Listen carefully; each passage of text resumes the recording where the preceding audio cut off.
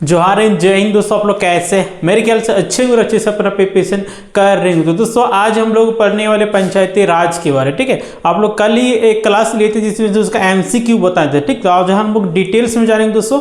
और यहाँ से आप झारखंड बीओ की तैयारी कर रहे हैं, चाहे झारखंड दरोगा की तैयारी कर रहे हैं, झारखंड क्षेत्रीय करकर्ता कर उत्पाद पुलिस, झारखंड पुलिस, तो हम झारखंड की जितने भी गवर्नमेंट एग्जामिनेशन की तैयारी कर रहे हैं सभी के लिए बहुत ही इंपॉर्टेंट रहने वाला है, ठीक है। और दोस्तों आप लोग बता देना चाह रहे हैं झारखंड बीओ का बहाली आप लोग का मार्च में आने वाला है, ठीक है। क्योंकि दोस्तों कैबिनेट से पास होता है, कैबिनेट से पास होने के बाद से 1 से 2 महीने के बाद विज्ञापन आ जाता है, ठीक है। तो जितने भी तैयारी करने वाले कैंडिडेट होंगे, ठीक है, जो बीएड किए होंगे तो उनके लिए सुनहरा अवसर है, वो अभी से तैयारी में लग जाए, नहीं तो फिर बाद में समय आप लोगों को नहीं मिलेगा तो तभी सिर्फ और रोना रोइएगा, ठीक है। तो आज दोस्तों हम लोग करेंगे क्या, पंचायती राज एकदम डिटेल्स में पढ़ेंगे दोस्तों। इस ये आप लोग क्लासेस देख लीजिए ना, तो आप लोग एक भी प्रश्न का गारंटी दे रहे एक भी नहीं छूटेगा, बट आप लोगों को अच्छे तरीके से और ध्यान से पढ़ना होगा, सुनना होगा, ठीक है। तो हम लोग आज क्या पढ़ेंगे दोस्तों, पंचायती राज व्यवस्था के बारे में, ठीक है। पंचायती राज के बारे में दोस्तों। और देखिए यहाँ पे लिखा भी हुआ है दोस्तों आप लोगों का क्या, कि एक भी आप लोग का प्रश्न नहीं छूटने वाला है, देख रहे हैं ना, यहाँ पे लिखा हुआ है, आप सभी को दिख भी रहा होगा, दिख रहा है कि नहीं, एक भी प्रश्न आप लोग का नहीं छूटने जा रहा है। इसको थोड़ा कलर हम लोग चेंज कर लेते हैं, राइट। एक भी प्रश्न आप लोग का नहीं छूटेगा। और हम लोग क्या पढ़ेंगे, पंचायती राज व्यवस्था के बारे में पढ़ेंगे, ठीक है। और ये प्रखंड शिक्षा पदाधिकारी की एग्जामिनेशन आप लोग का यहाँ से प्रश्न देखने को मिलेगा, ठीक है। तो चलिए हम लोग आगे हम लोग क्लास की ओर हम लोग बढ़ते हैं, ठीक है। तो देख सकते हैं आप लोग का तो देखिए, और सबसे पहले हम लोग क्या जानेंगे, पंचायती राज व्यवस्था के बारे में। देखिए आप लोग बता देना चाह रहे हैं, इसका कलर चेंज कर लेते हैं, राइट। तो देखिए स्थानीय स्वशासन से तात्पर्य है कि स्थानीय स्वशासन मतलब क्या, मतलब लोकल लोगों का शासन। तो देखिए इसका आशय कुछ प्रणाली से और जिसमें निचले स्तर पर लोगों को शासन में भागीदार बनाकर लोकतांत्रिक विकेंद्रीकरण को सुनिश्चित किया जाता है तथा लोगों की अपनी समस्याएं स्वयं हल करने के लिए सक्षम बनाया जाता है, ठीक है। तो स्थानीय स्वशासन का मतलब ये हुआ कि आप लोग निचले स्तर पे यानी कि ग्राम स्तर पे, पंचायत स्तर पे जो भी समस्या होगा गांव के लोग ही एक चौपाल में बैठ के उस समस्या का निदान करने का प्रयास करेंगे, राइट। यही स्थानीय स्वशासन का मतलब हुआ। देखिए स्थानीय स्वशासन संस्थाओं का अस्तित्व मौर्य काल से ही रहा है। पूछ देता है कि स्थानीय स्वशासन का संस्थाओं का ये मतलब अस्तित्व कब से था, है ना। तो इसका जो आप लोग राइट आंसर हो जाएगा मौर्य काल, ठीक है। क्या हो जाएगा, मौर्य काल आप लोग का इसका बिल्कुल और राइट आंसर हो जाएगा मौर्य काल। देखिए मध्यकालीन भारत में मुगलों के अधीन भी ये संस्थाएं अस्तित्व में रही थी। मुगल काल में भी ये जो स्थानीय स्वशासन आप लोग को बात किए, ये मुगल काल में भी ये थी, राइट। देखिए आधुनिक काल में ब्रिटिश शासन द्वारा भी स्थानीय स्वशासन के लिए कुछ प्रयास किए गए थे, यानी कि शुरू से ही इसमें कुछ न कुछ बदलाव किया जा रहा है, कार्य किया जा रहा है, ठीक है। देखिए अब मौर्य काल में, मुगल काल में और अंग्रेज का जब समय आया उस कार्यकाल में भी इसमें काम किया गया था, ठीक है। देखिए 1864 ईस्वी में भारत सरकार द्वारा एक प्रस्ताव और स्थानीय स्वशासन को मान्यता प्रदान की गई, ठीक है। देखिए 1864 ईस्वी में भारत सरकार द्वारा एक स्थानीय स्वशासन का मान्यता प्राप्त किया गया था। इसके बाद देखिए 1870 ईस्वी में, 1870 ईस्वी में लॉर्ड मेयो ने पंचायतों को कार्यात्मक व वित्तीय सहायता प्रदान की, है ना। पूछ देगा कि आधुनिक भारत में यानी कि अंग्रेज के शासन में किस अंग्रेज ने पंचायतों का वित्तीय स्वायत्तता प्रदान किया था। तो इसका जो राइट आंसर हो जाएगा आप लोग लॉर्ड मेयो, बिल्कुल राइट आंसर हो जाएगा, ठीक है। तो चलिए हम लोग आगे बढ़ते हैं। देख रहे हैं लॉर्ड रिपन, ठीक है।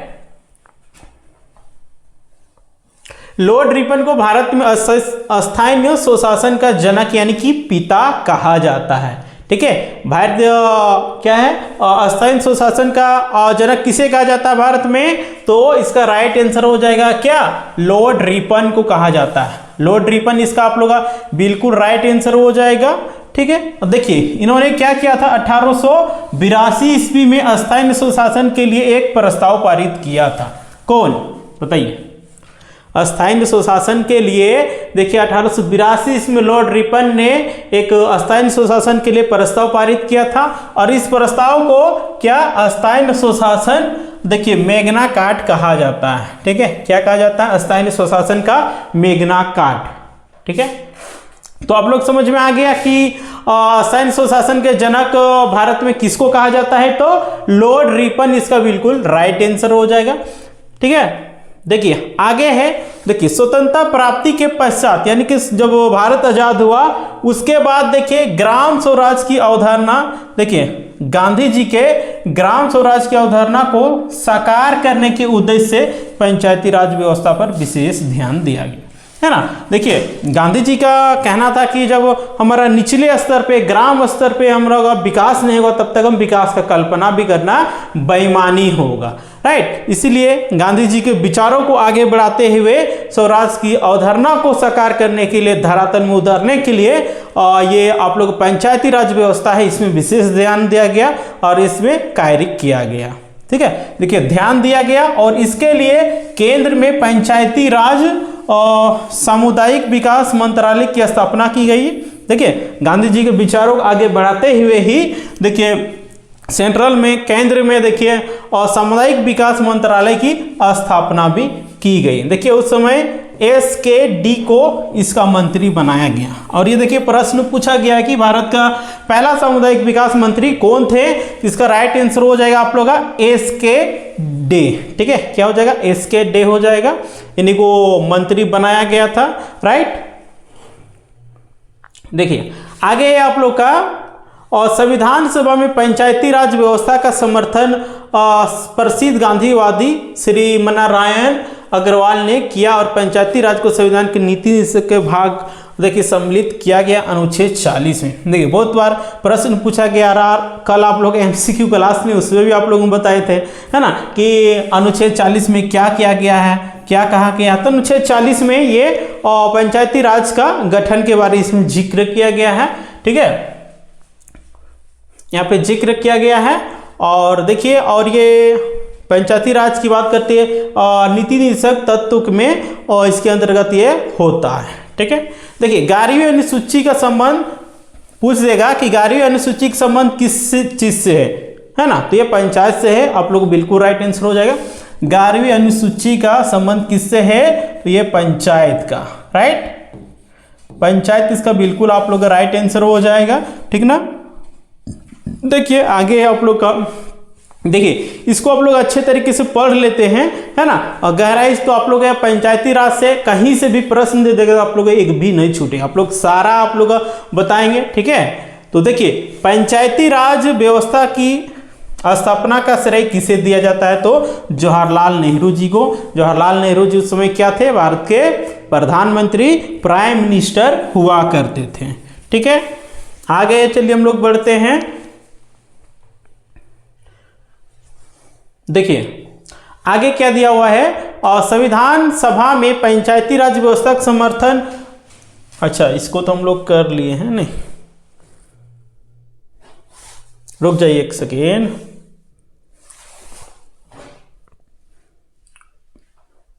हाँ, तो देखिए भारत के पंचायती राज का व्यवस्था का वास्तुकार यानी कि शिल्पीकार किसे कहा जाता है, बताइए। भारतीय संविधान के पंचायती राज के वास्तुकार यानी कि शिल्पी किसे कहा जाता है, तो इसको BR अम्बेडकर, ठीक है, यानी कि बलवंत राय मेहता, उनको ही कहा जाता है क्योंकि वही समिति बनाए थे और उन्हीं के समिति के हिसाब से ये पंचायती राज का गठन किया गया था। आगे देखिए पंचायती राज का मुख्य उद्देश्य लोगों को विकासमूलक प्रशासन में भागीदारी योग्य बनाना। बहुत सारे एग्जामिनेशन पूछा गया है कि पंचायती राज का मुख्य उद्देश्य क्या है, ठीक है, तो आप लोग क्या उसका जवाब दीजिएगा, विकासमूलक प्रशासन में भागीदारी की योग्य किसको बनाना, ग्राम स्तर के लोगों को बनाना, यानी कि गांव के लोगों को और राजनीतिक में कैसे भागीदारी बनानी, यानी कि राजनीतिक परिपक्वता का एक प्रकार से विकास करना। ठीक है, तो ये आप लोग इसका आंसर दे सकते हैं। आगे देखिए भारत में पंचायती राज शक्तियों का विकेंद्रीकरण, लोगों की हिस्सेदारी, सामुदायिक विकास प्रतिनिधित्व करता है। देखिए इसका भी आप लोग आंसर दे सकते हैं।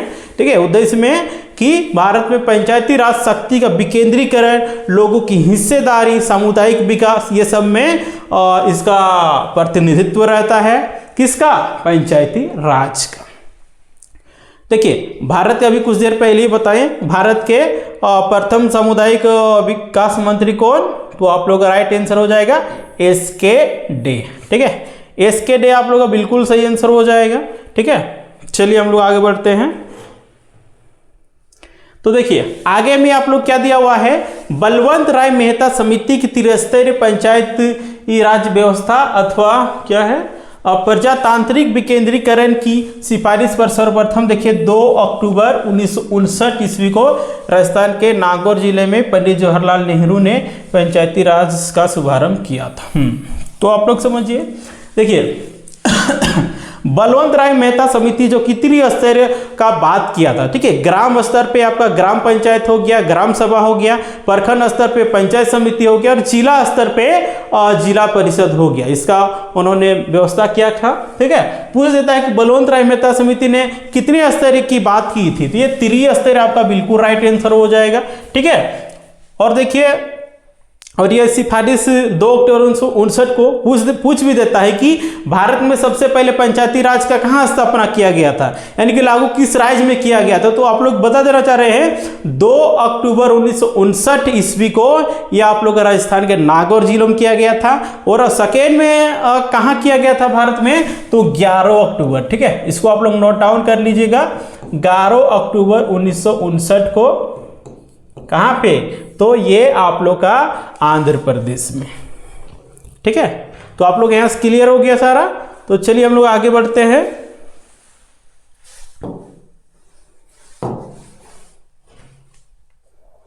तो देखिए संपूर्ण राज्य में पंचायती राज लागू करने वाला देश का पहला राज्य आप लोग बता दिए कौन सा, तो राजस्थान बता दिए। कब लागू हुआ था, तो 2 अक्टूबर 1959 ईस्वी को। ठीक है, देखिए 11 अक्टूबर 11 अभी कुछ देर पहले ही बताएं, 11 अक्टूबर 1959 को प्रधानमंत्री जवाहरलाल नेहरू द्वारा आंध्र प्रदेश में पंचायती राज व्यवस्था का शुभारंभ किया गया था। ठीक है, यानी कि दूसरा बार कहां पे स्थापना किया गया था, तो 11 अक्टूबर 1959 को आंध्र प्रदेश में। और पहला बार कहां किया गया था, तो 2 अक्टूबर 1959 को राजस्थान के नागौर जिले में।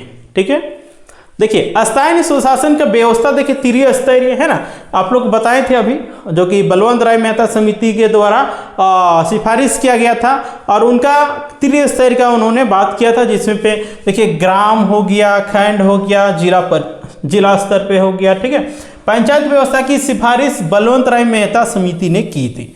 पूछ देगा कि अभी वर्तमान में जो पंचायत व्यवस्था चल रहा है वो किसके सिफारिश पे चल रहा है, तो ये बलवंत राय मेहता समिति इसका बिल्कुल राइट आंसर हो जाएगा। ठीक है, आगे है देखिए आपका क्या है, बलवंत राय मेहता समिति का संबंध किससे है। बहुत सारे एग्जामिनेशन में पूछा गया है कि बलवंत राय मेहता समिति का संबंध किससे है, इसका पंचायती राज से बिल्कुल राइट आंसर हो जाएगा। ठीक है, क्या हो जाएगा, पंचायती राज से आपका इसका बिल्कुल सही आंसर हो जाएगा। चलिए हम लोग आगे बढ़ते हैं। ठीक है, आगे देखिए आप लोग का, देखिए ये भी बहुत बार पूछा गया है कि 73वें संविधान संशोधन द्वारा पंचायतों 3 स्तर यानी कि ग्राम, खंड और जिला परिषद की व्यवस्था की गई थी। पूछ देता है किस संविधान संशोधन द्वारा ये त्रिस्तरीय व्यवस्था को लागू किया गया, तो 73वें संविधान संशोधन अधिनियम द्वारा। ठीक है, आगे देखिए प्रत्येक पंचायत में प्रत्यक्ष निर्वाचन से भरे जाने वाले कुल स्थानों में से 1/3 देखिए महिलाओं के लिए आरक्षित होंगे। देखिए इसमें 73वें संविधान संशोधन में यह जिक्र किया गया था कि जितने भी सीट रहेगा जिसमें से 1/3 महिलाओं के लिए आरक्षित होंगे, है ना। ऐसा किसी भी में नहीं किया गया, ना लोकसभा में किया गया है, ना विधानसभा में किया गया, ना विधानमंडल में किया गया या राज्यसभा, कहीं नहीं इस तरह का प्रावधान किया गया है। लेकिन देखिए ग्राम स्तर पे यानी कि पंचायत स्तर पे महिलाओं का 1/3 यानी कि 1/3 आप लोग का आरक्षण दिया गया है, यानी कि 33% आरक्षण महिलाओं के लिए रिजर्व किया गया। राइट, तो यहां तक आप लोग क्लियर हो गया है। तो क्लियर हो गया तो आप लोग इस वीडियो को शेयर कीजिए। आगे देखिए आप लोगों को क्या दिया हुआ है, देखिए अशोक मेहता, देखिए और एक समिति था अशोक मेहता समिति। अशोक मेहता समिति ने क्या किया था, देखिए चुनाव में राजनीतिक दलों को भाग लेने की सिफारिश की थी। अशोक मेहता समिति ने बहुत सारे इसमें समिति बना था, लेकिन सबसे पहले समिति ये आपका बलवंत राय मेहता समिति बना था, है ना, और बाद में बहुत सारा आया, लेकिन वो सब काम नहीं चला। ठीक है, बलवंत राय मेहता समिति ने त्रिस्तरीय की बात किया था। ग्राम स्तर पे आप लोग का ग्राम पंचायत हो गया, ग्राम सभा हो गया, प्रखंड स्तर पे आपका पंचायत समिति हो गया, एंड आपका जिला स्तर पे जिला परिषद हो गया। और देखिए एक अशोक मेहता समिति था और जो कि बात की थी कि राजनीतिक दलों का इसमें भाग लेना चाहिए। ठीक है, जिस तरह का विधानसभा हो गया, लोकसभा हो गया, राज्यसभा हो गया, इसमें अपने पार्टी के सिंबल पे चुनाव लड़ते हैं नेता लोग। ठीक है, उसी प्रकार से इनका मत था कि पंचायत चुनाव में भी राजनीतिक पार्टी का एंट्री होना चाहिए, लेकिन इनका सिफारिश को कैंसल कर दिया, यानी प्रस्ताव इनका पास नहीं हो पाया।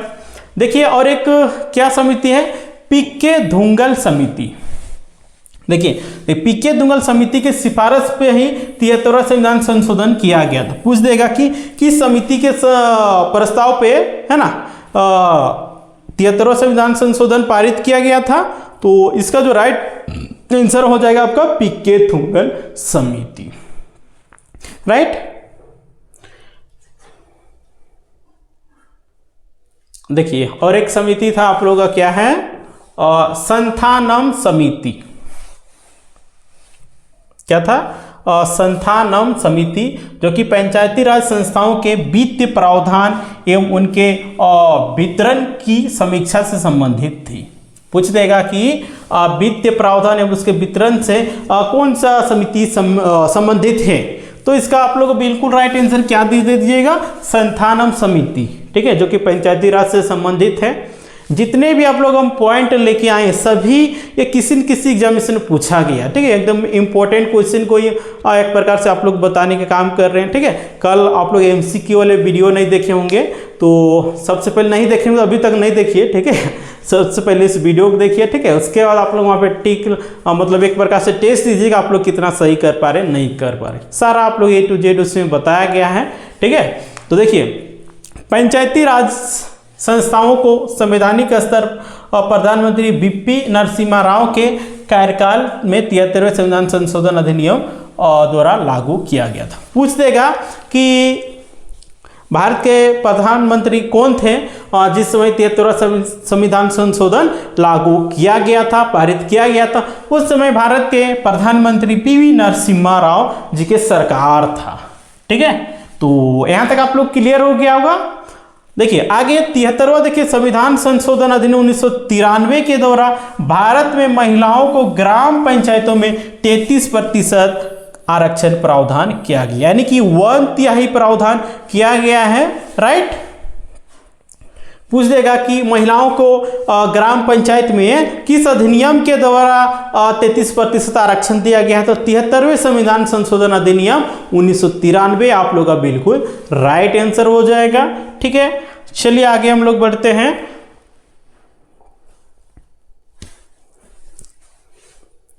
तो यहां तक आप लोग क्लियर हो गया होगा, है ना, उम्मीद करते हैं आप लोग क्लियर हो भी जाना चाहिए। राइट, तो चलिए हम लोग आगे बढ़ते हैं। तो देखिए आप लोग को बता देना चाह रहे हैं, संविधान के अनुच्छेद 243 घ में पंचायतों में महिलाओं के 1/3 प्रतिनिधित्व की गारंटी देता है। पूछ देगा कि भारतीय संविधान के किस अनुच्छेद में जिक्र किया गया है कि पंचायतों महिलाओं का 1/3 आरक्षण दिया जाएगा, यानी कि 33% आरक्षण दिया जाना है। तो ये आपका हो जाएगा भारतीय संविधान के अनुच्छेद 243 घ। राइट, इसको नोट डाउन कर सकते हैं। ठीक है, और देखिए पूछ देता है कि पंचायती राज का संबंध विषय कौन सा है। राज्य आप सभी को पता होगा 3 सूची है ना, 3 विषय है। राज्य विषय हो गया आपका है ना, राज्य सूची का विषय हो गया आपका, संघ सूची का हो गया, और एक क्या सूची है बताइए, बताइए। पंचायत स्तर पे आप लोग राज्य सूची का विषय हो गया, एक केंद्र सूची का और एक संघ सूची का। ठीक है, तो यहां तक आप लोग क्लियर हो गया होगा।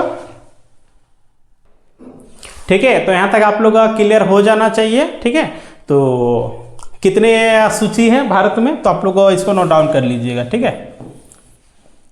संघ सूची आपका हो गया, सबको नोट डाउन करते जाइएगा। संघ सूची हो गया आपका, राज्य सूची हो गया, राज्य सूची हो गया, और एक क्या हो गया आपका समवर्ती सूची, समवर्ती सूची, ठीक है। देखिए इस सूची में आप लोग का केंद्र द्वारा कानून बनाया जाता है, राज्य सूची में राज्य द्वारा बनाया जाता है, और समवर्ती सूची में दोनों द्वारा, राज्य सरकार द्वारा और केंद्र सरकार द्वारा भी कानून बनाया जाता है। लेकिन जब भारी पड़ जाएगा केंद्र सरकार, तो केंद्र सरकार का कानून ही वैलिड होगा, राइट है।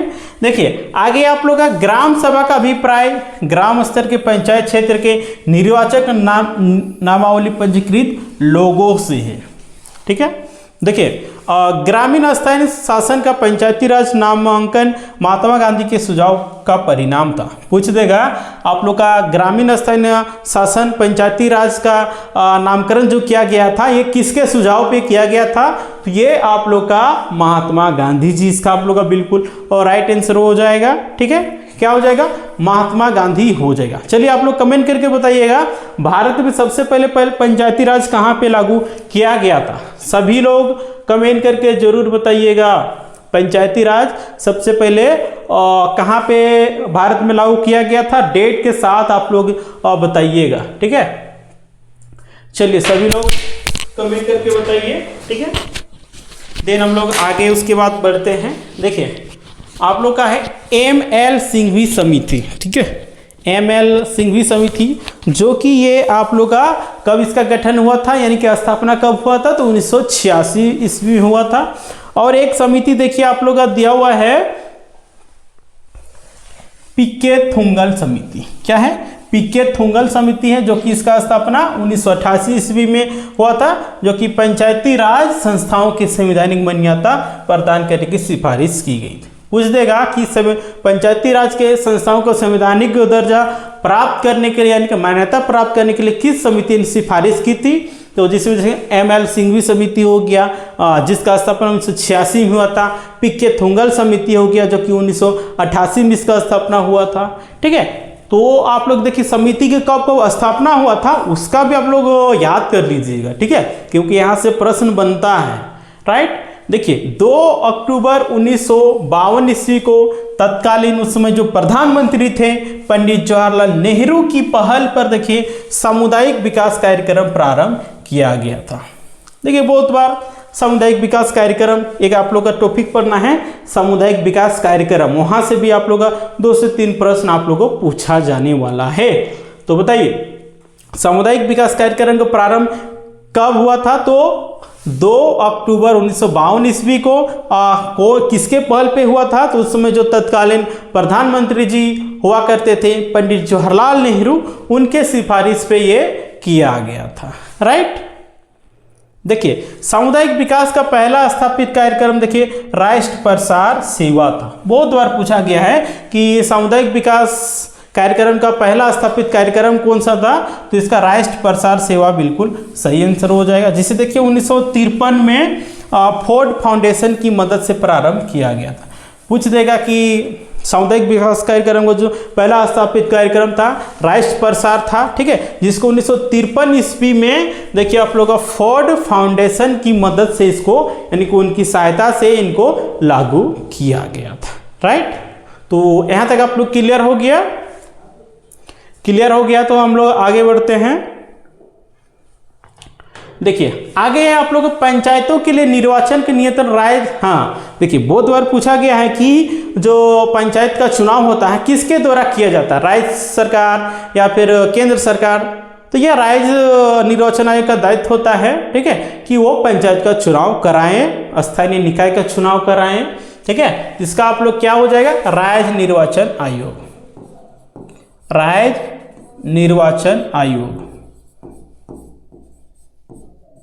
राज्य निर्वाचन आपका बिल्कुल सही आंसर हो जाएगा, ठीक है।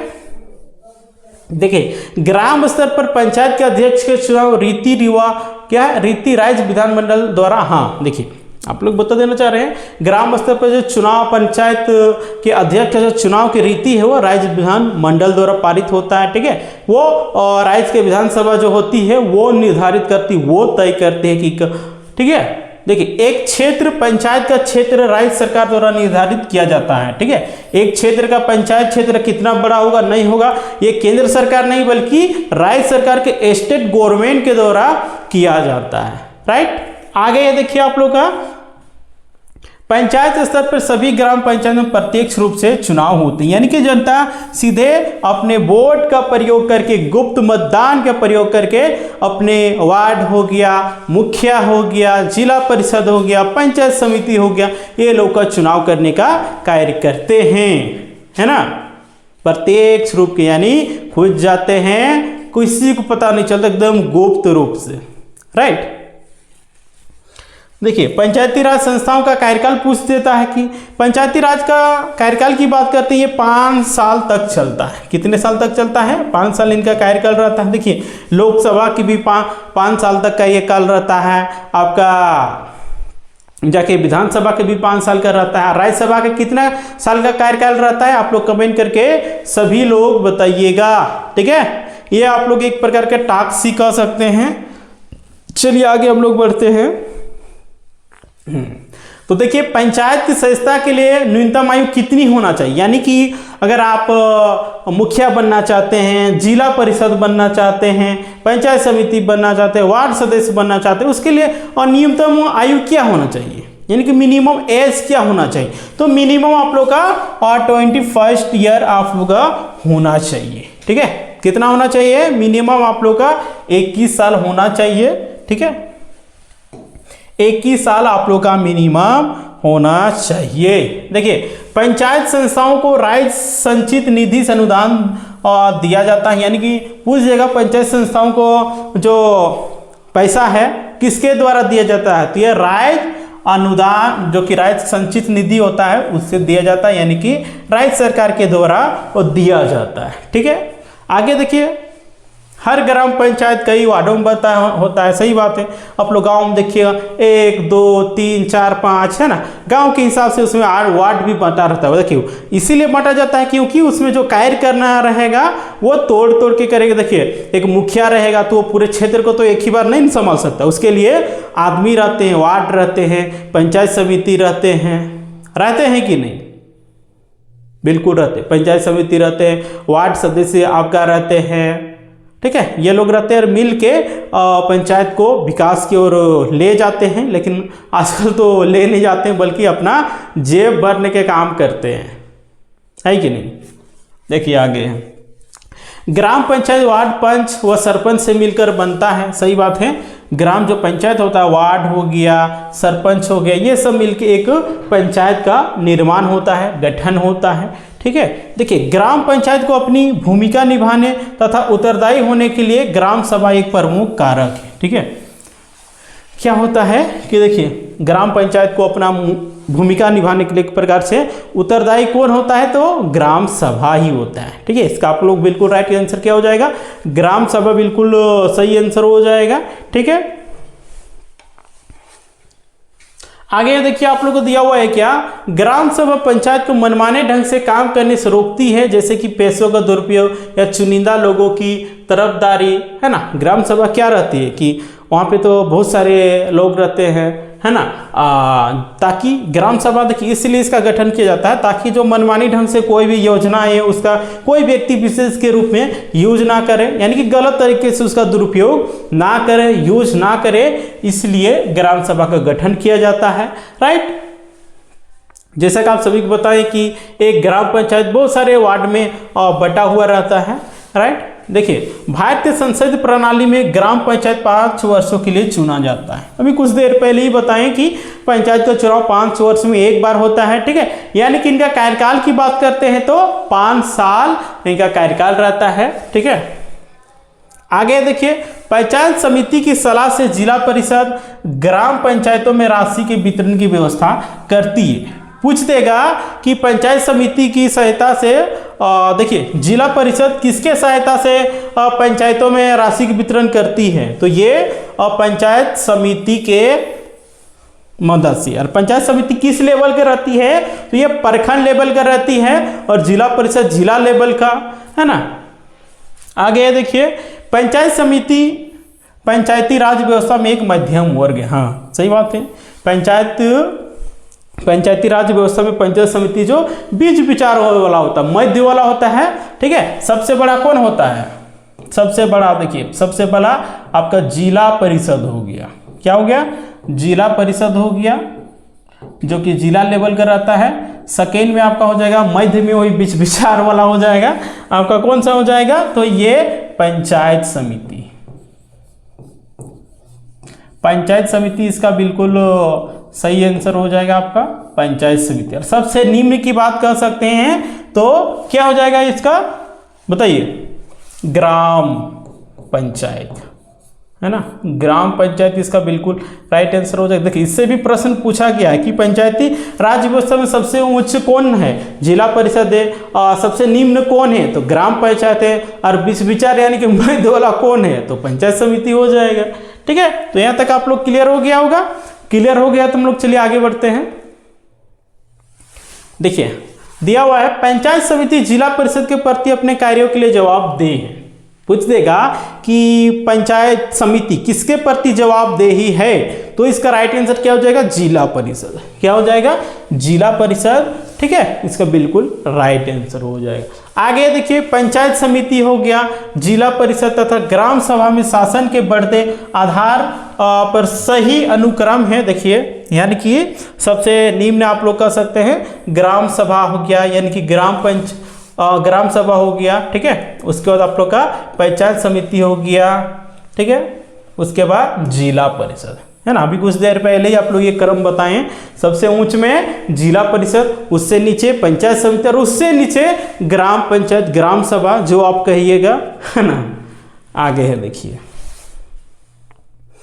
भारत संविधान के 5वीं अनुसूची में अनुसूचित क्षेत्रों और अनुसूचित जनजातियों के प्रशासन और नियंत्रण के लिए विशेष प्रावधान किए गए। देखिए, बहुत सारे एग्जामिनेशन पूछा गया है कि 5वीं अनुसूची में किसका जिक्र किया गया है, तो ये एसटी हो गया, एससी हो गया, उन लोग का आरक्षण के प्रावधान इसमें 5वीं अनुसूची में किया गया है। ठीक है, 5वीं अनुसूची किससे संबंधित है, तो बताइए सभी लोग बताइए, मतलब 5वीं अनुसूची किससे संबंधित है, सभी लोग कमेंट करके जरूर बताइएगा।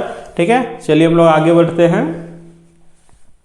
तो देखिए, 11वीं अनुसूची में कुल विषयों की संख्या, देखिए प्रश्न पूछा गया है कि 11वीं अनुसूची में कुल विषय कितने हैं, तो 11वीं अनुसूची में देखिए 29 विषय हैं, है ना। और कौन सा बताइए देखिए, देश में कृषि कार्यक्रम और संचार की प्रणाली में सुधार के साथ देखिए ग्रामीण स्वास्थ्य एवं स्वच्छता और ग्रामीण शिक्षा में पर्याप्त वृद्धि प्रदान करने के लिए सामुदायिक विकास कार्यक्रम तेजी से लागू किया गया था। पूछ देगा कि सामुदायिक विकास कार्यक्रम का क्यों इसका स्थापना किया गया था। आप लोग यहाँ पे देख सकते हैं, देश में कृषि कार्यक्रम हो गया, संचार की प्रणाली में सुधार के लिए ग्रामीण स्वास्थ्य स्वच्छता और ग्रामीण शिक्षा में पर्याप्त वृद्धि करने के लिए इस योजना को लाया गया था, और ये काफी हद तक सफल भी रहा था, है ना। बताइए, सामुदायिक विकास कार्यक्रम का गठन कब किया गया था, अभी कुछ दिन पहले आप लोग बताए हैं। ठीक है, तो सभी लोग इसका जवाब दीजिएगा। ठीक है, चलिए हम लोग आगे बढ़ते हैं। देखिए, सामुदायिक विकास कार्यक्रम पहली पंचवर्षीय योजना में 248 ब्लॉकों में इसका लागू किया गया था, जिसका क्रमशः देखिए बढ़ाते 1964 तक पूरे देश में लागू किया गया था। देखिए, सामुदायिक विकास कार्यक्रम की बात करते हैं, जो कि पहली पंचवर्षीय में ये लागू हो गया था, जिसमें से केवल देखिए पहली पंचवर्षीय में सिर्फ आप लोग 248 ब्लॉक यानी कि प्रखंडों में ही इसको लागू किया गया था। लेकिन इसका क्रम बढ़ाते बढ़ाते 1964, है ना, आप लोग डेट नोट डाउन करते दी जाइएगा। 1964 ईस्वी में देखिए पूरे देश में सामुदायिक विकास कार्यक्रम लागू किया गया था। पूछ देता है कि सामुदायिक विकास कार्यक्रम पूरे देश में कब पूरी तरह से लागू हुआ था, तो 1964 हो जाएगा, है ना। और पूछ देगा कि जो पहला बार सामुदायिक विकास कार्यक्रम का गठन हुआ था उस समय कितने ब्लॉकों में लागू किया गया था, तो 248 बिल्कुल सही आंसर हो जाएगा। और ये पहली पंचवर्षीय योजना में इसका स्थापना किया गया था। राइट, आगे देखिए, सामुदायिक विकास कार्यक्रम का पहला स्थापित कार्यक्रम देखिए समन्वित ग्रामीण विकास का कार्यक्रम था।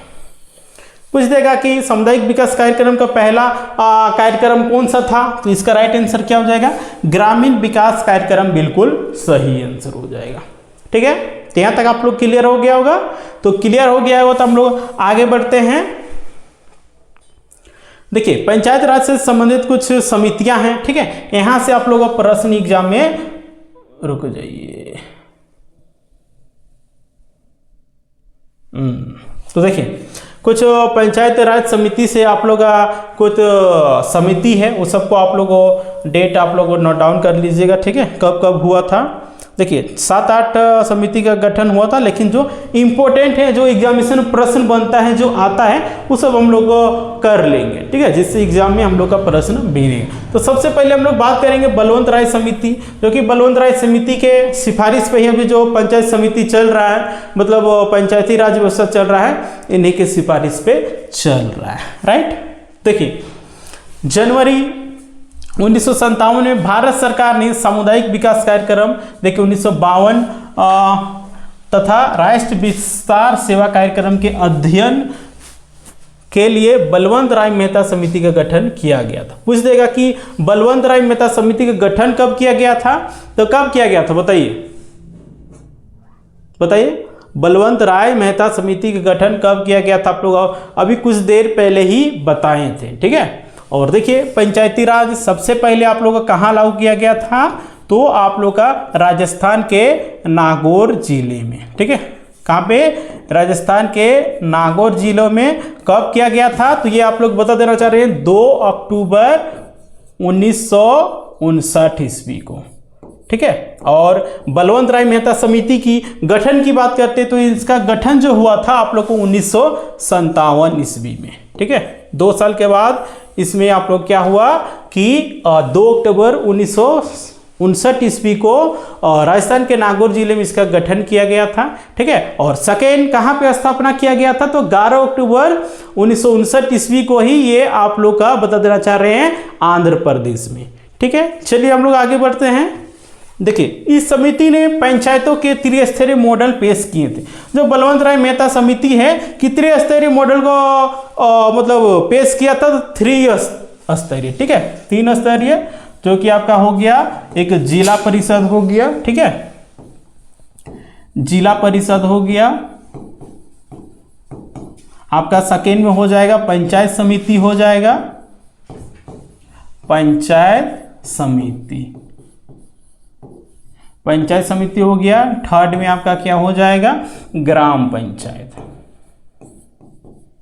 आप लोग ये इतना बार बताए हैं कि आप लोग को याद हो जाना चाहिए। ठीक है, त्रिस्तरीय की व्यवस्था किसने किया था, तो बलवंत राय मेहता समिति ने किया था।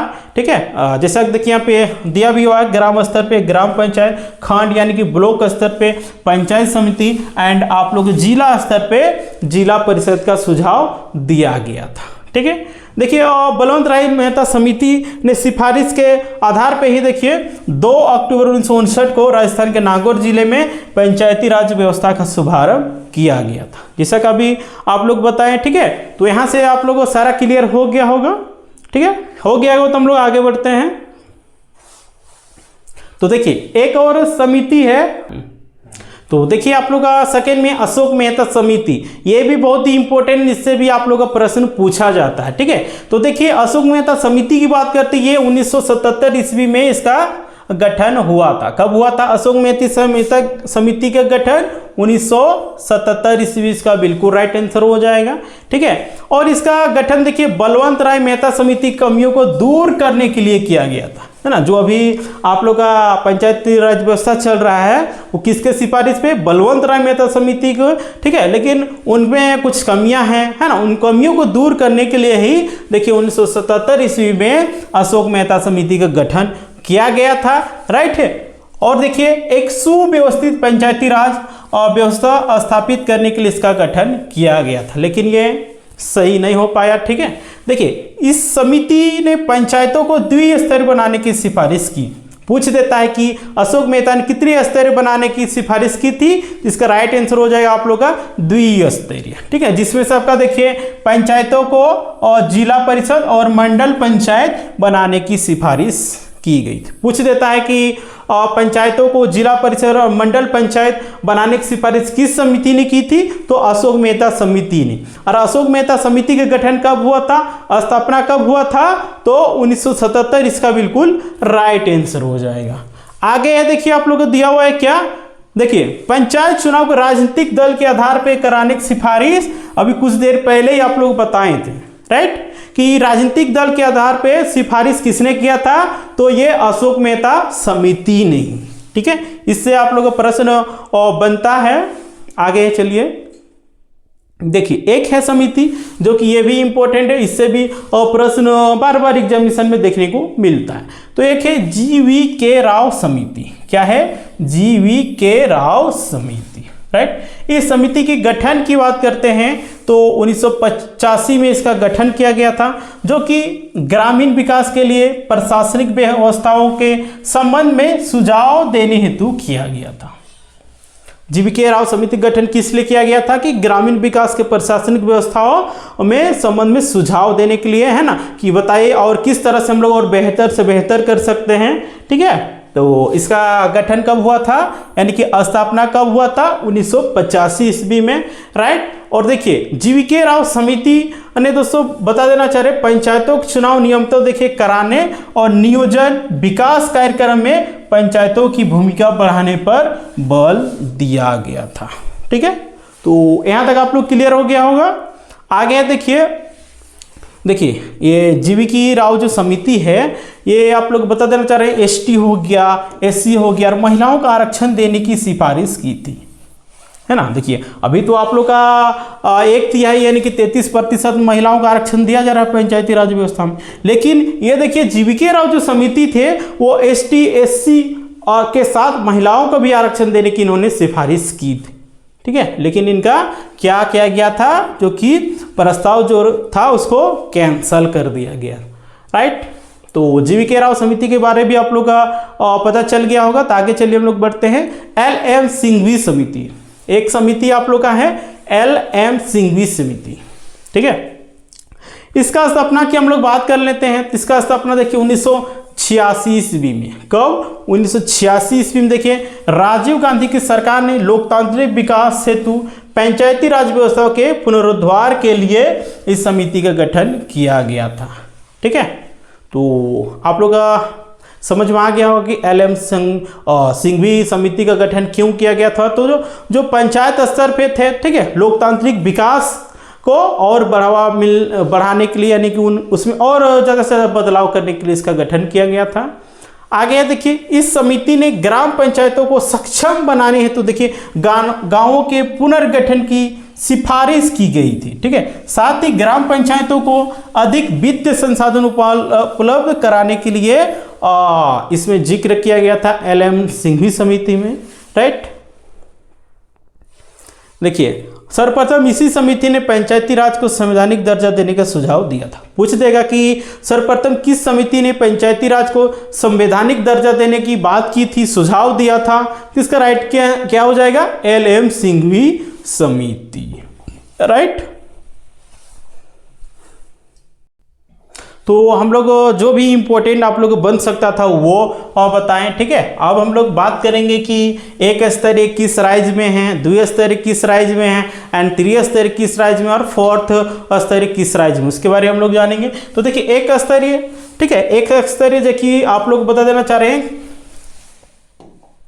देखिए भारत के केरल राज्य में अभी चल रहा है, ठीक है, त्रिपुरा, मणिपुर और सिक्किम में। पूछ देता है कि एक स्तरीय जो व्यवस्था है पंचायती राज का किस राज्य में चल रहा है।